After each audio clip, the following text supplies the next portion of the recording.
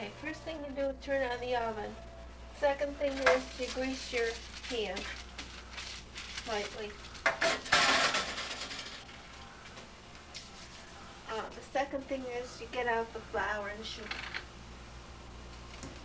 You could have it out already.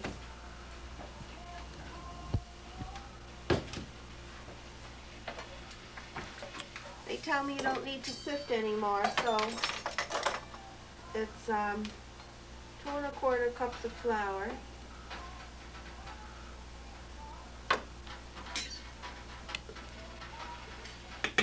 1,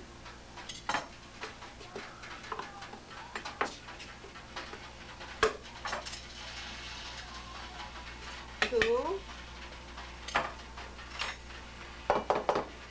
1/4.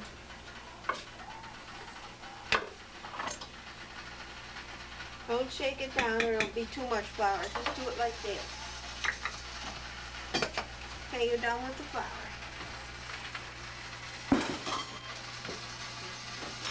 1 teaspoon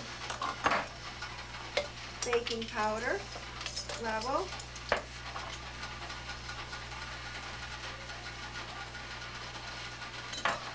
1 teaspoon baking soda.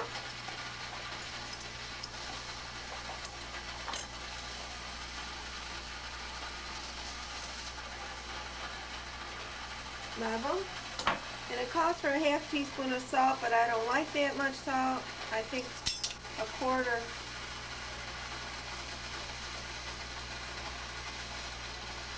I think a scant 1/4 teaspoon is plenty. Then I get rid of these ingredients on my cupboard because I don't have enough room to work. Don't mix the dry ingredients. No need to sift any longer. Okay, now I take a 1/2 cup of Crisco or butter, whichever you prefer, shortening. I'm going to use Crisco. Sometimes I use butter, but I think today I'm going to try using Crisco.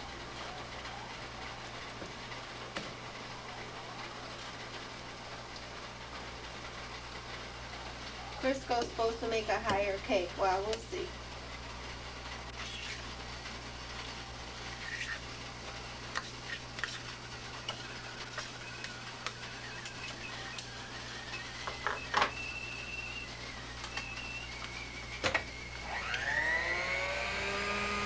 You cream the Crisco with a 1.5 cups of sugar gradually.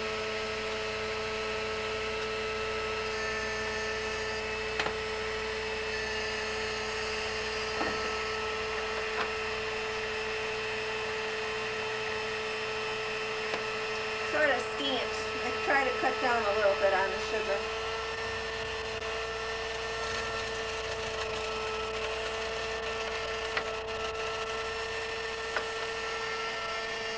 I'm done with the Crisco, so I'll get that out of the way so I'll have more room to work.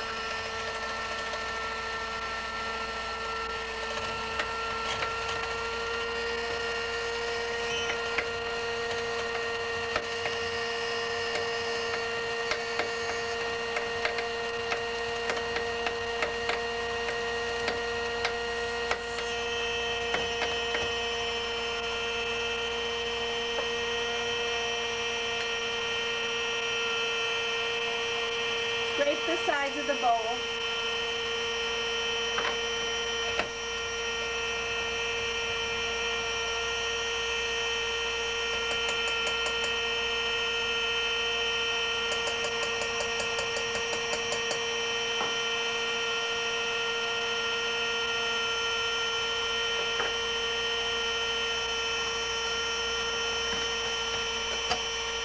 Get rid of the sugar.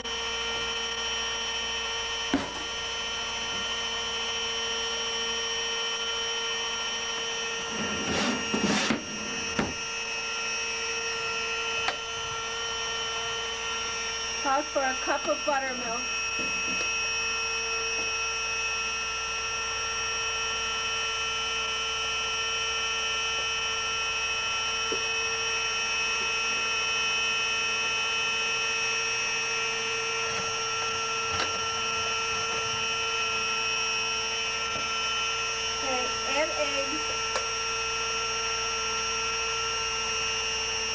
house are well-beaten eggs, but they beat up in here.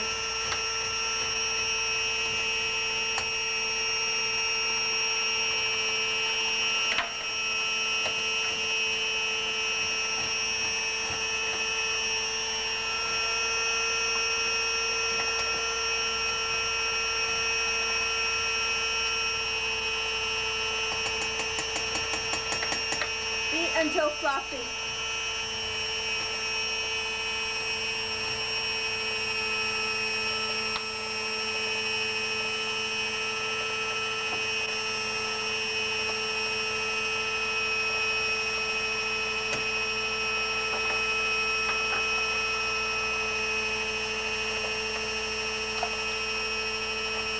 Half cup cocoa.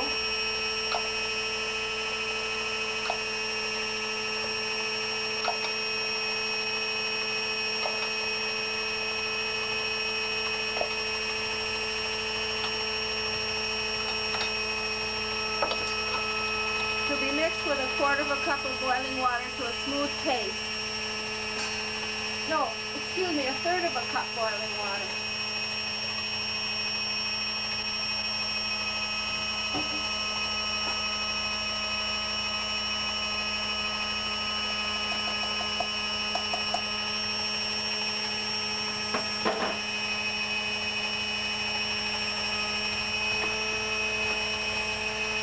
One teaspoon of vanilla.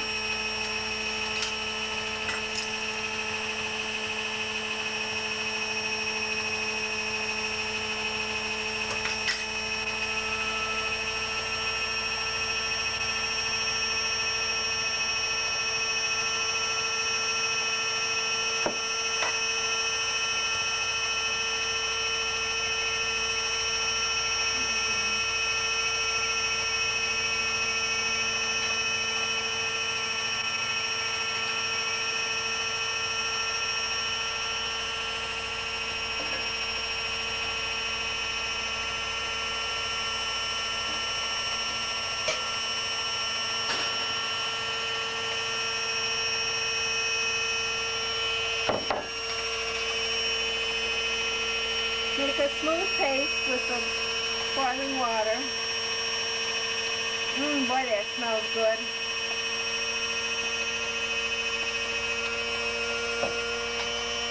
This should really rotate by itself.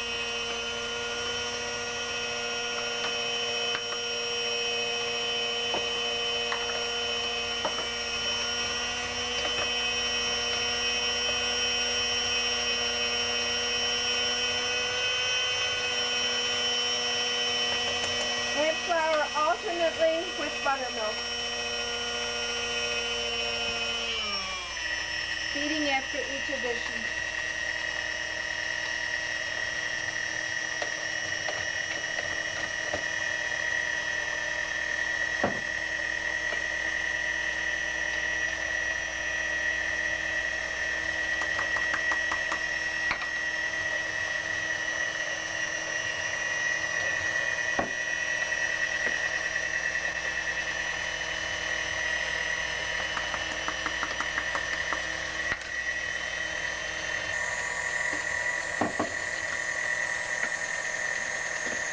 You begin with flour and end with flour. Always. It's a rule.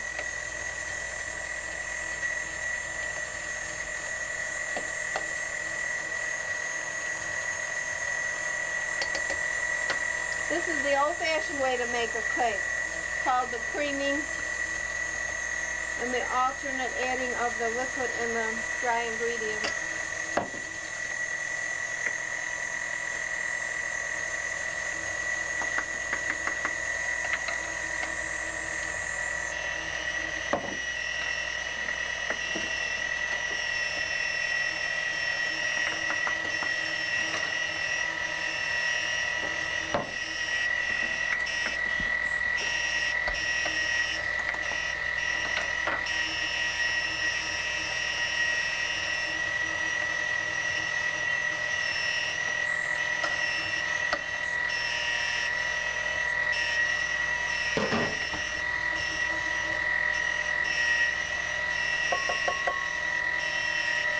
Okay,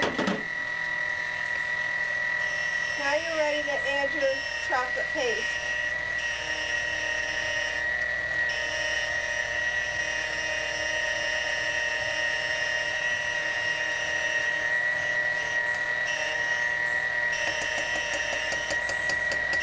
I've been making this chocolate recipe, I'd say, about 35 years. It used to be on the box of the Hershey cocoa. It's called chocolate fudge cake.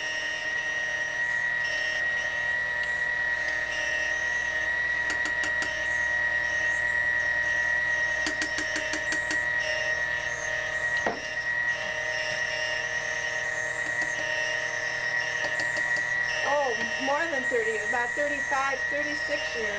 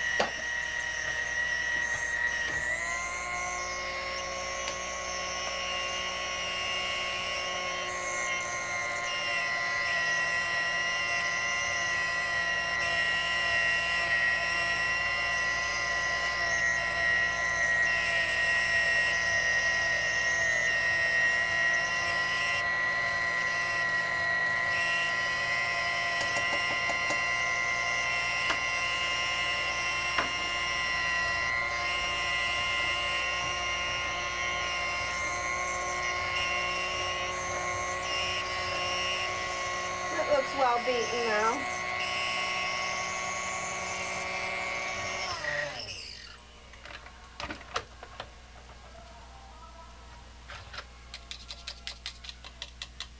I save the beaters for whoever's around that likes to lick them, because it tastes good.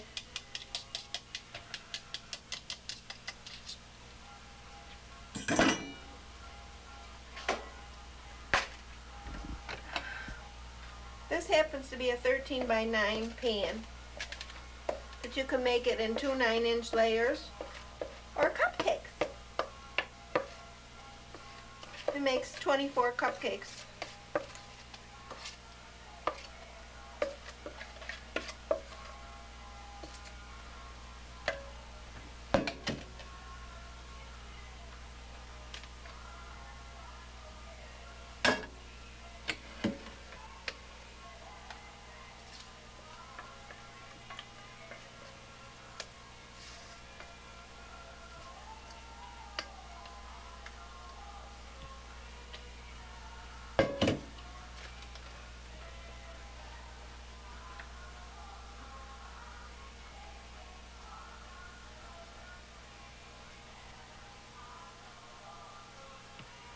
Okay, there you are, 350 for about 40 minutes.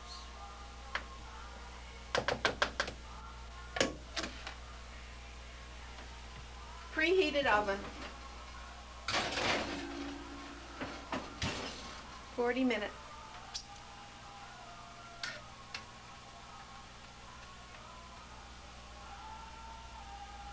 Okay. Here's a copy of the recipe. Chocolate fudge cake, which first appeared on the Hershey cocoa box many years ago. Doesn't appear there anymore. But this is the recipe. I've been making it for about 36 years or more. 2 1/4 cups sifted flour, 1 teaspoon soda, 1 teaspoon baking powder, 1/2 teaspoon salt. I only use 1/4 of a teaspoon though. 1/2 cup shortening, 1 1/2 cup sugar, 1 1/4 sometimes, depends how I feel. 1 teaspoon vanilla, 2 eggs, 1 cup sour milk. I think buttermilk is best. 1/3 cup hot water, 1/2 cup Hershey's cocoa.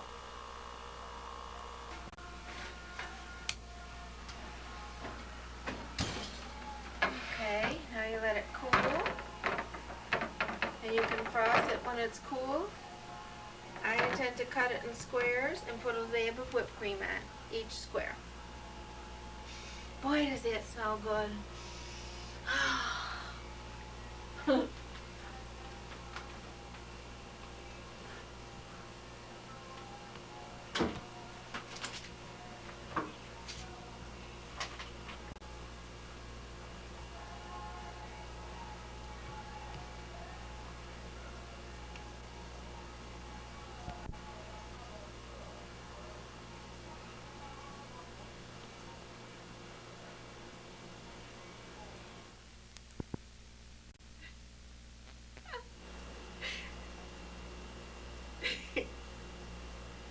I don't think I can do this out. I was laughing too much, Howie. Okay. Is this on now? Can I start? Good afternoon. Good afternoon.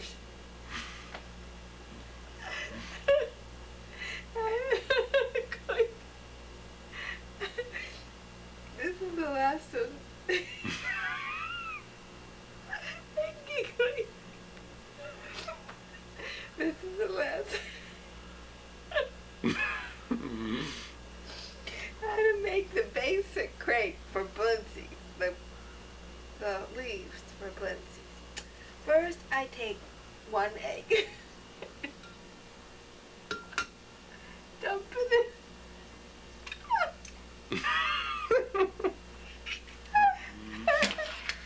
Then I take 2 eggs and dump it in. Oh!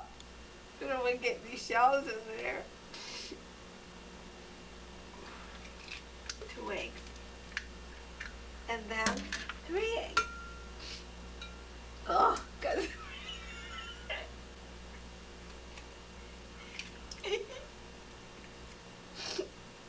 3 eggs. And a cup of milk. And a 1/4 cup of oil. I don't know if I have a 1/4 cup here. If we don't, we're going to have to get some more.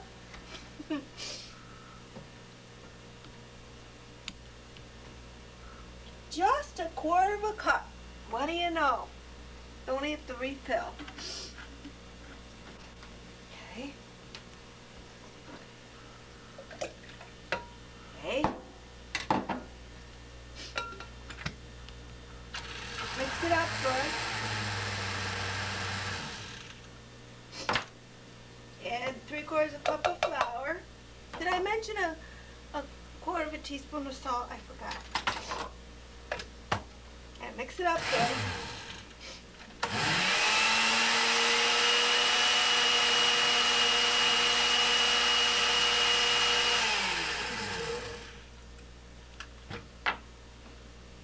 I think I'll mix it some more.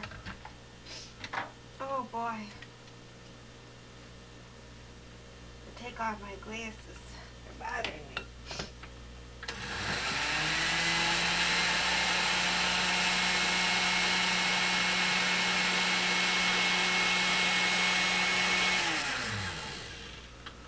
And refrigerate for 1 hour for the batter. Okay? That's all. That's all.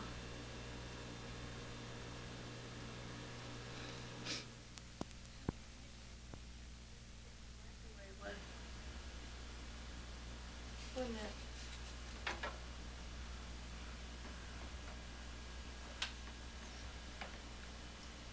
Part 2. Part 2. Here we have farmer's cheese, about a pound. I buy this at the Green Union. Comes in fresh on Wednesday. See how you take it apart now? See? Go like this.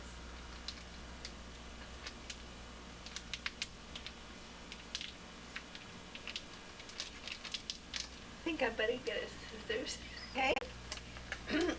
This is farmer's cheese, suitable for cheese Blintzes that I get up at the Grand Union.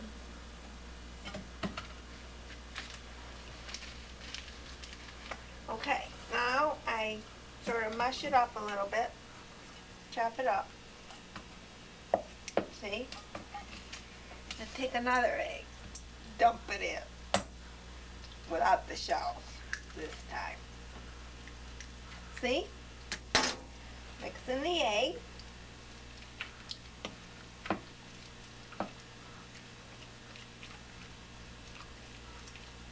This is for the filling, by the way, that we fill the cheese Blintzes with. And boy, we like this. Farmer's cheese is absolutely the best. Cottage cheese is too watery.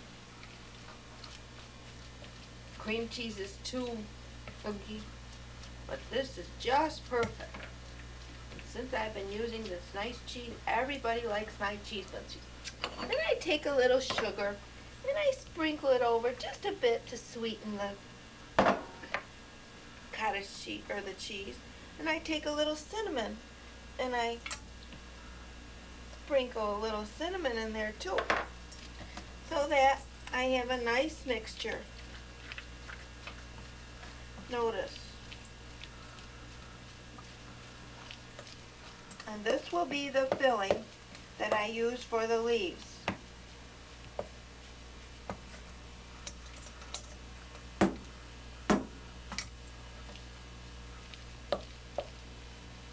See that nice fresh cheese? She got it in on Wednesdays. Wednesdays they get in the cheese fresh, she told me.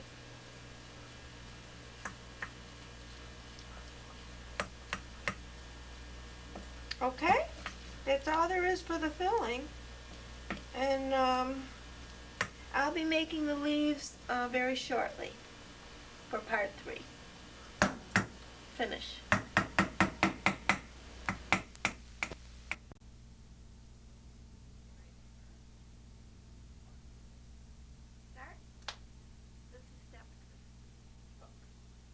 This pan has to be real hot, almost smoking, or else they'll stick.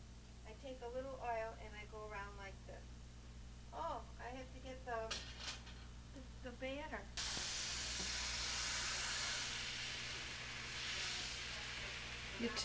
You tilt it around.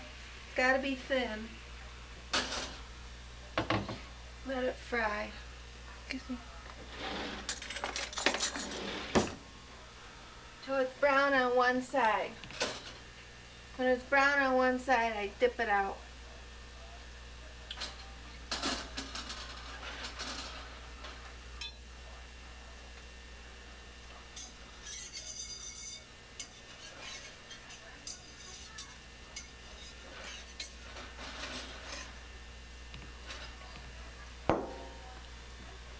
Oh, it's stuck. This is what I don't want it to happen. Ouch! I'm cooked. Oh, we'll try again. We'll grease it again.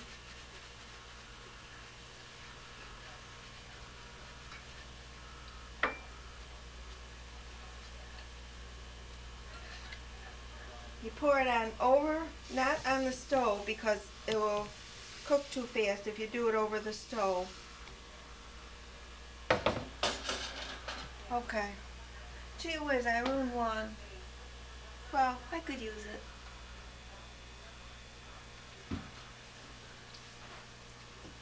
If they all stick, then you'll have to do another take.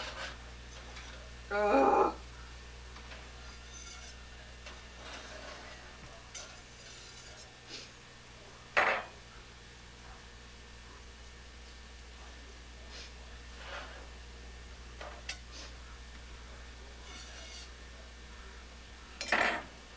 You should get about 12 or 14, 12 to 14 Blintzes, leaves. Let's try this now. Well, it should be a little browner.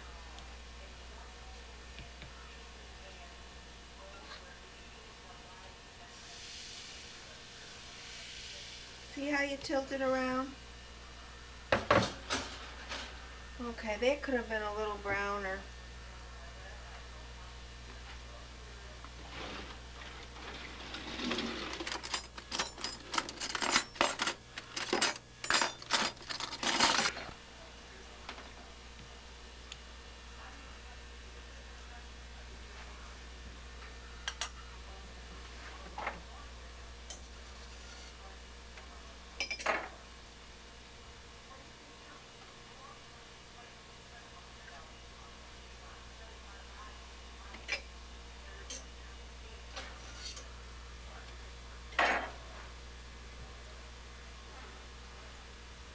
taking this?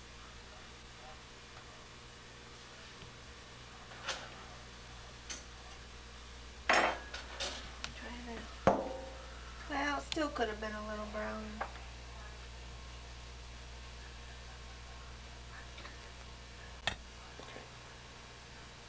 See how you fill it? You put in a little at one end, then roll it up like this, and go like that.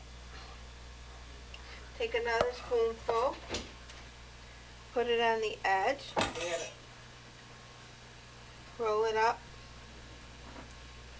like this, and go like that.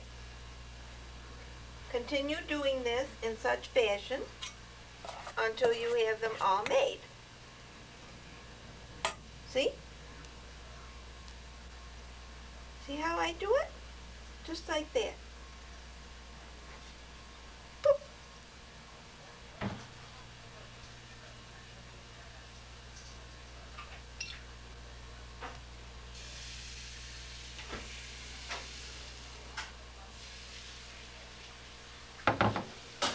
Notice I don't pour it over the stove. Leave the pan on the stove and then pour it. I take the pan off the stove. Otherwise it'll cook as you fill it. It's no good.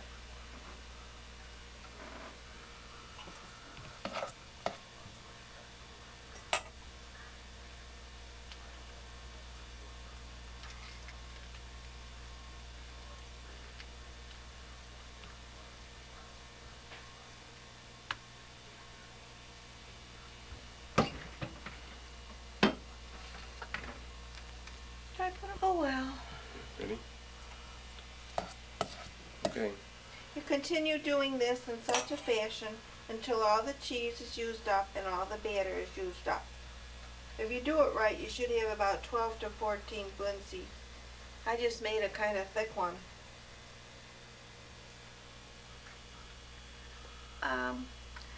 And that's all there is to it. And then you just fry them up and serve with cinnamon and sugar, sprinkle a little cinnamon sugar on top, or else some people like sour cream with cheese Blintzes.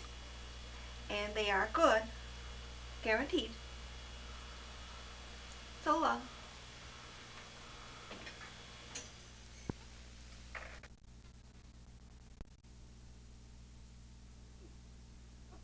Good morning. Good morning, everyone. Excuse me, I have a frog in my throat. This is lesson how to make pot roast chicken.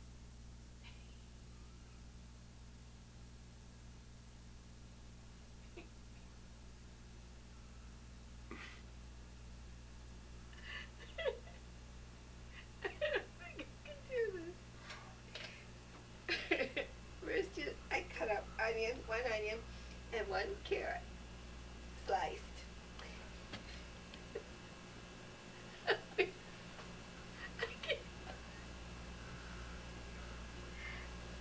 I can't do this. Come on. Then I take the chicken, which has been eighth into eighth and cleaned. And then I season each piece.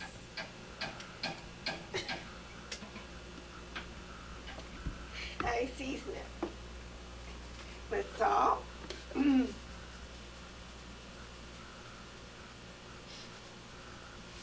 pepper,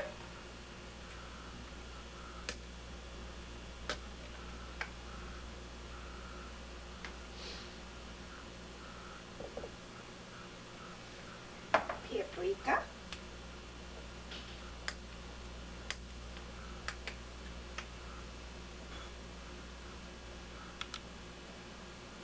and garlic salt or powder, whichever you prefer.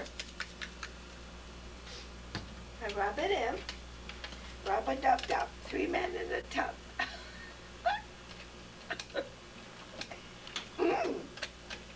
I rub it in like this. We'll get a little flavor. And add about a small glass of water.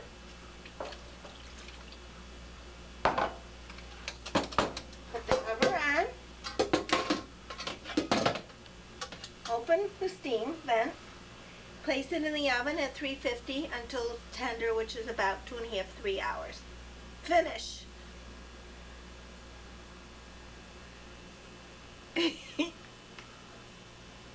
Finished.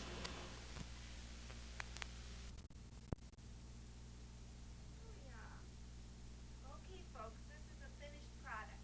The last half hour, I took the cover off the pan so that the chicken would brown nicely. And in between, I basted it occasionally to make it nice and juicy and tasty. Doesn't that look good? We're going to have this with Kasha, and in a minute, I'll show you how to make the Kasha. Toodaloo.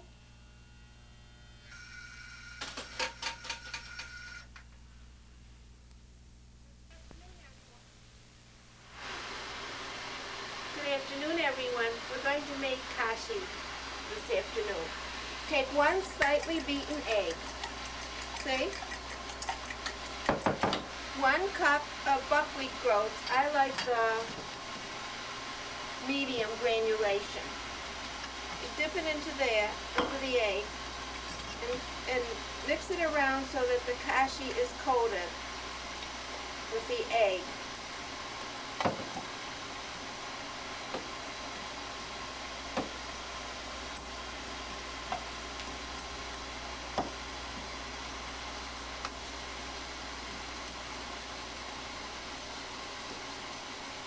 Then I put it in the frying pan on a medium-high flame to dry it. In the meantime, I'm boiling up water.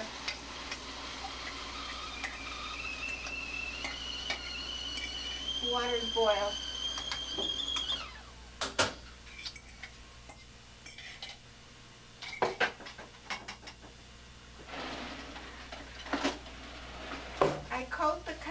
I dry the Kasha on the high flame, medium-high flame.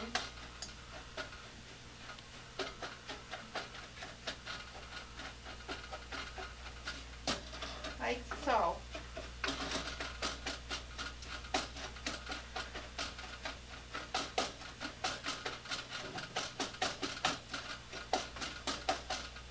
Actually, the directions are right on the box.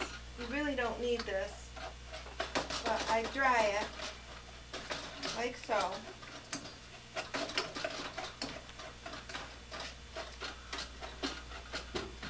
Then I add 2 cups of boiling water.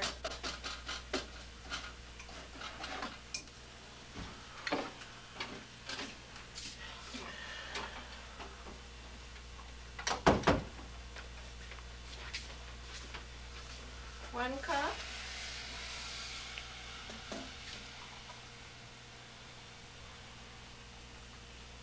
2 cups. I add a little mazola oil.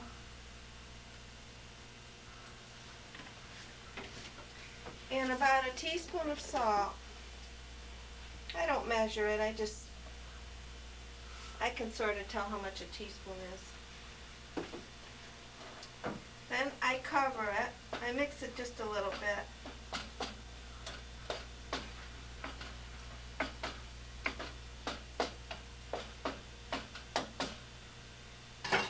Turn the heat down to about a low.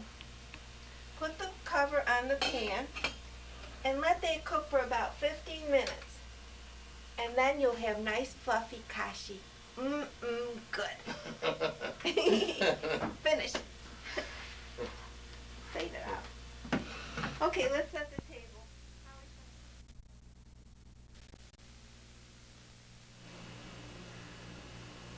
Good morning. Right? Good morning. I'm going to make apple pie this morning. I have about 6 Northern Spy apples, which I will peel and slice thinly. I don't believe you have to have pictures of that, do you? Slicing apples. Okay.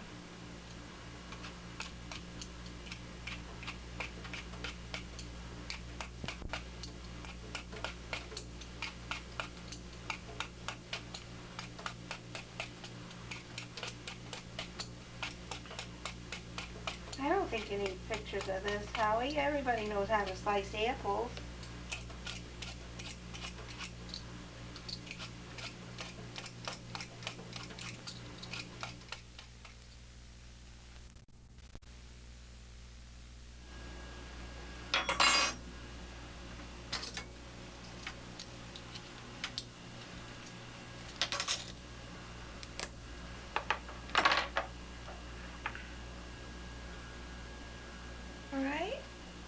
Alright, I sprinkle a little lemon juice over the apples.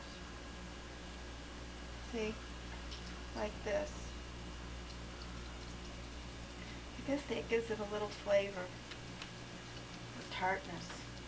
But only use Northern Spy apples. Any other apple is worthless. About 3/4 cup of sugar.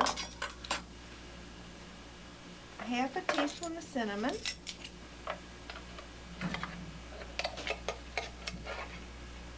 Hope this will reach.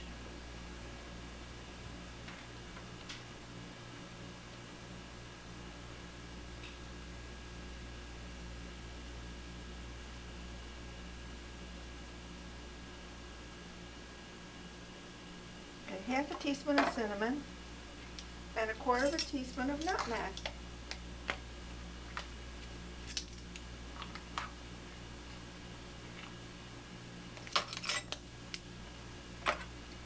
You toss that lightly. Oh, also, you need 2 tablespoons of flour. That's so it won't run.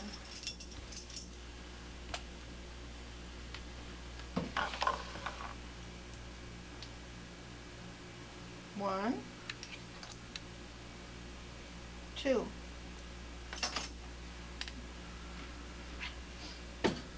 You toss lightly.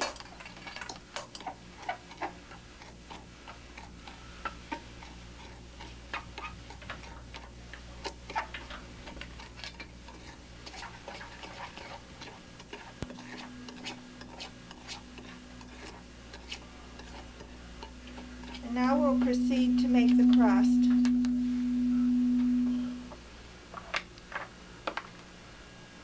Guess I can put this lemon away.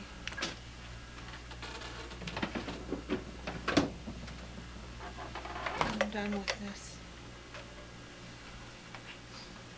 Now the crust. It's 2 cups of flour.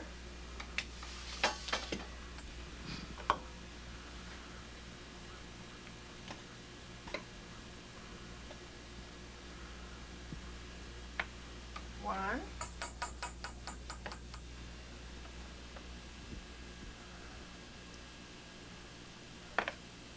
2,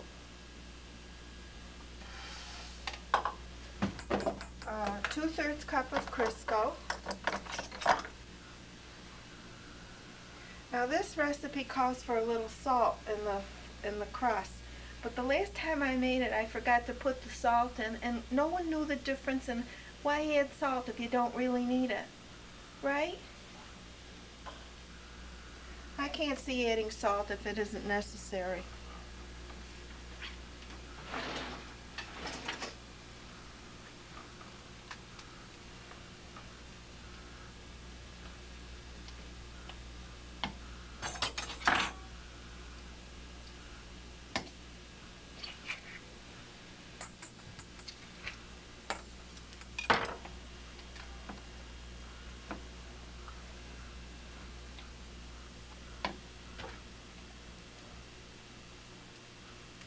Okay, it's about 2/3 cup of Crisco.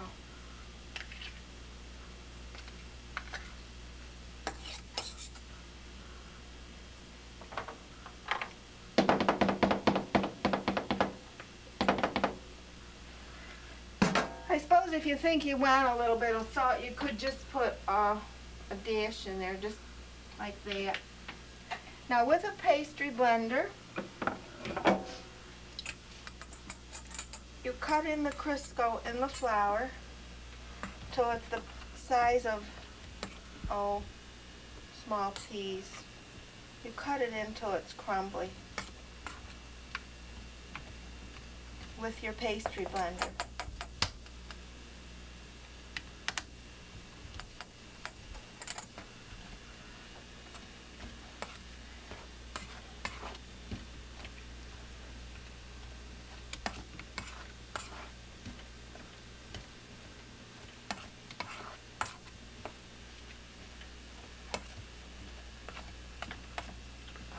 the audience. You see how it's crumbly? It's cut in, such as this.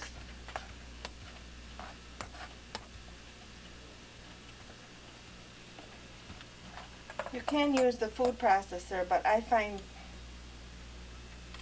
this is just as simple. Then about 4 or 5 tablespoons ice cold water. I usually let it take out a couple cubes from the refrigerator so that it's be sure it's cold. Calls for cold water. You sprinkle it over. 1, 2, 3, 4. Let's see how that works. Take your fork and mix it until it forms a ball. You can see then if you need more water to make it stick.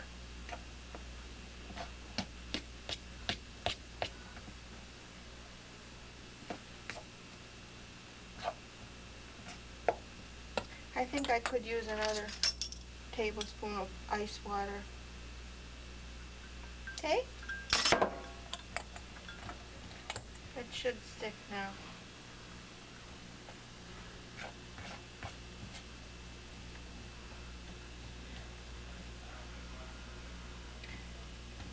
How you didn't bring down the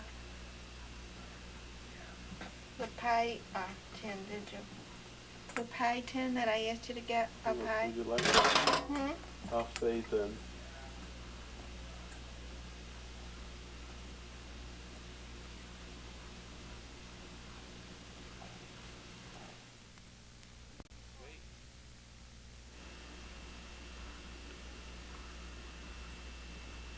It has to form a ball. See?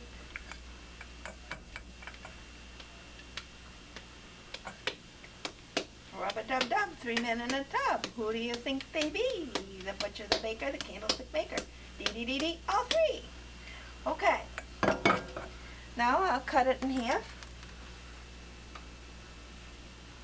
Because this is a 2-crust pie.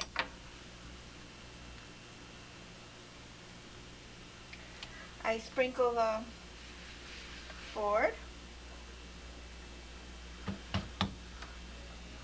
Now it'll probably come out looking like South America.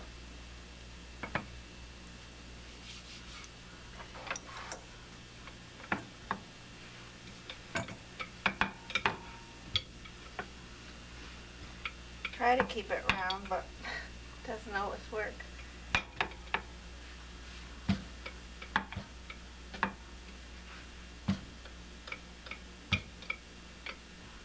I heated my oven to 4 1/4.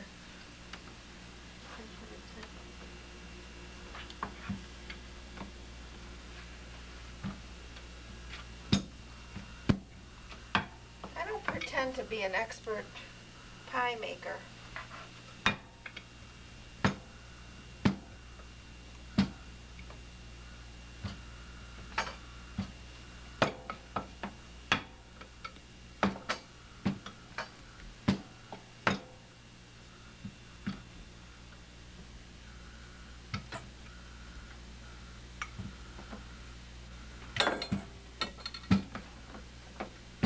Okay, let's see how this works.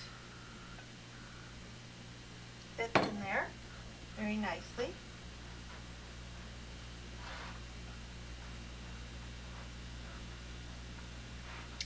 Now we take our apples.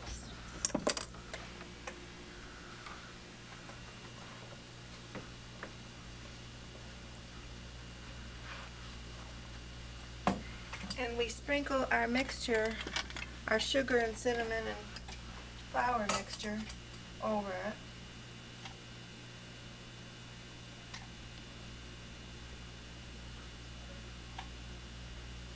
Such as.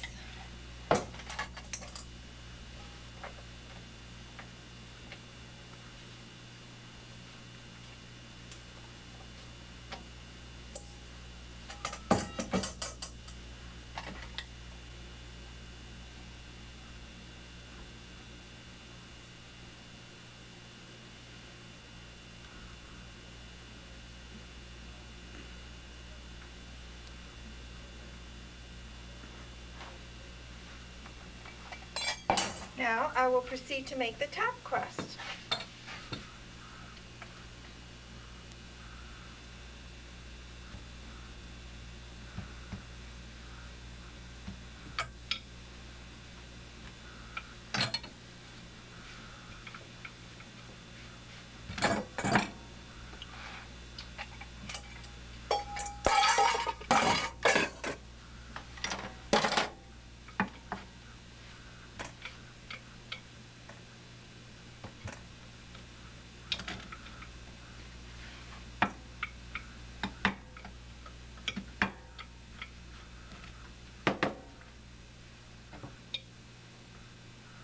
You flour your rolling pin so it won't stick. This looks like it's going to have a little hole in it, but it doesn't really matter because you put a hole in anyhow to let the steam out.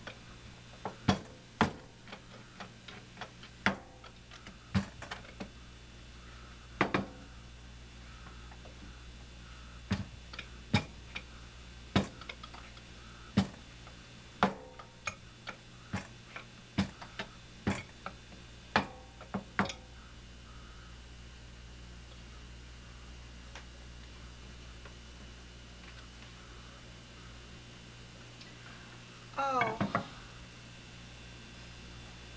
some people put butter or margarine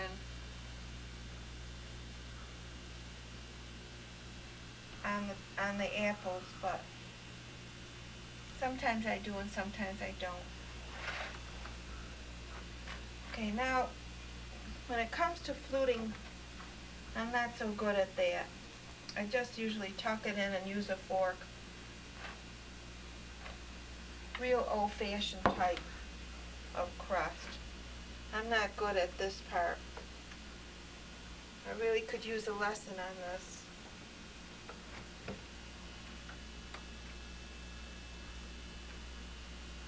If you have too much crust, you can cut it. Where's my fork? This is what I usually do. I go around and prick it like this.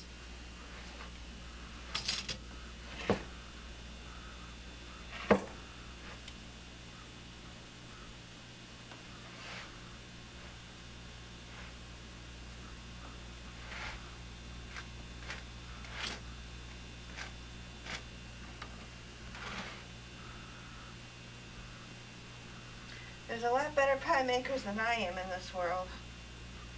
But if you want my pie, this is how I do it.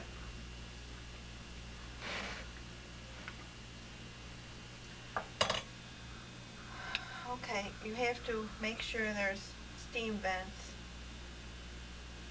This will come out anyhow through that hole.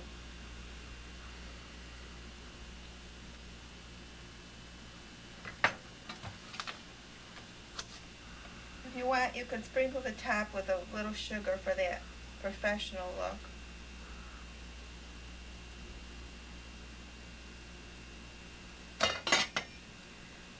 And that's it. You put it in the oven at 4 1/4 for about an hour until it's brown. That's all. Okay?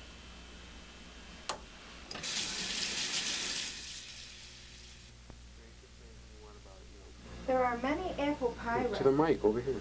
Where? There are many apple pie recipes, but I found this one to be very good. It's Kate's apple pie, taken from a seed catalog. I believe it was Miller's seed catalog.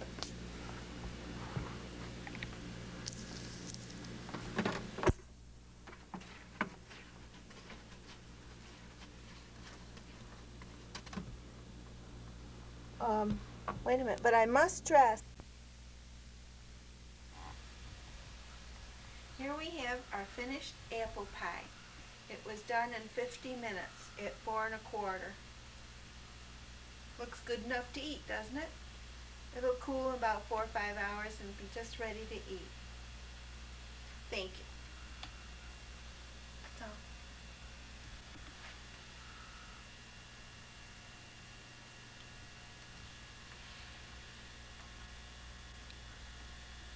Okay.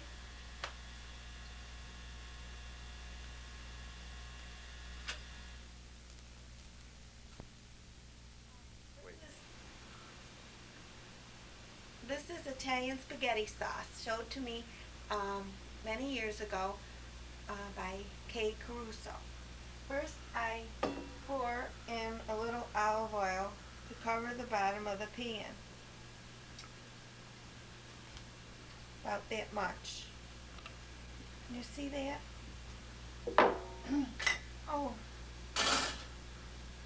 And then I cut up an onion.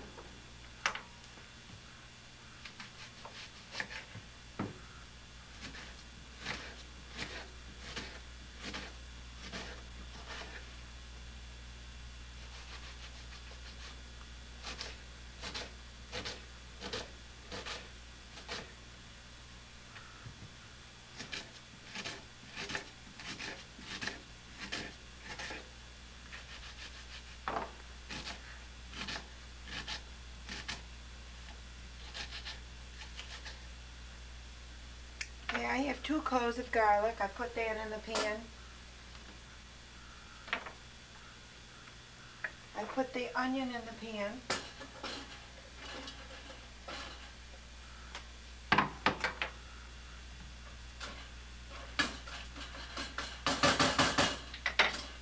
I let that fry in the olive oil on a medium fire for about 10 minutes.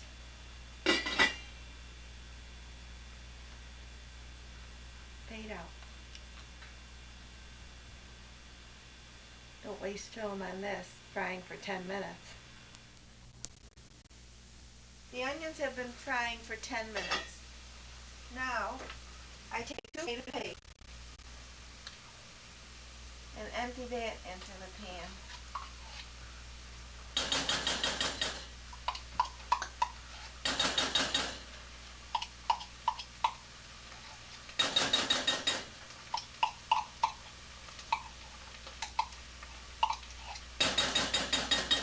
One.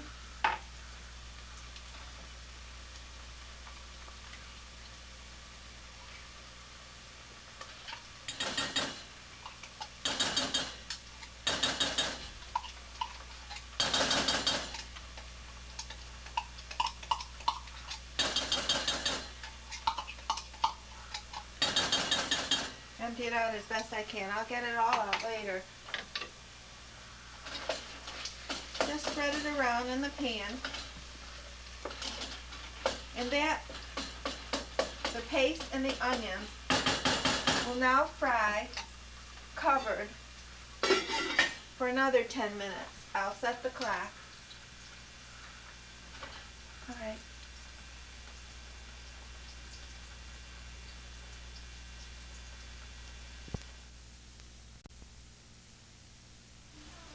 Okay, this is 10 minutes now. The clock is just about going to ring. In the meantime, I stirred it occasionally to make sure it wouldn't burn. But frying it like this gives it a good flavor. The clock's just about going to ring, so I'll turn it off. Then I take a can of crushed tomatoes and I pour them in. Excuse the noise. Then I take those 2 cans of paste and fill each one 3 times with cold water. And cleaning it out as I do that. 1, 2, 3. Pour that water into the sauce. The other one. 1,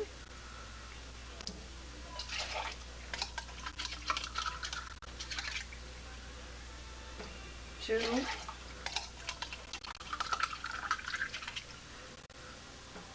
3.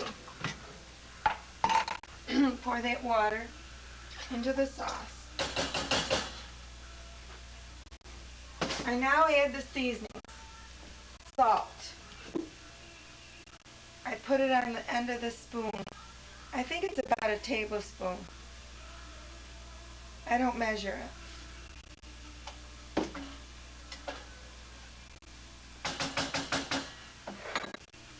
Pepper.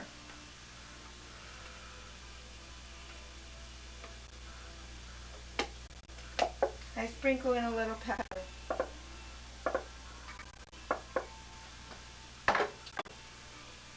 A handful of parsley flakes. I don't measure this either. About that much. Parsley flakes. Handful of oregano. See? A handful of sweet basil. That's what gives it good flavor. Stir it around. Add about 3 sliced peppers.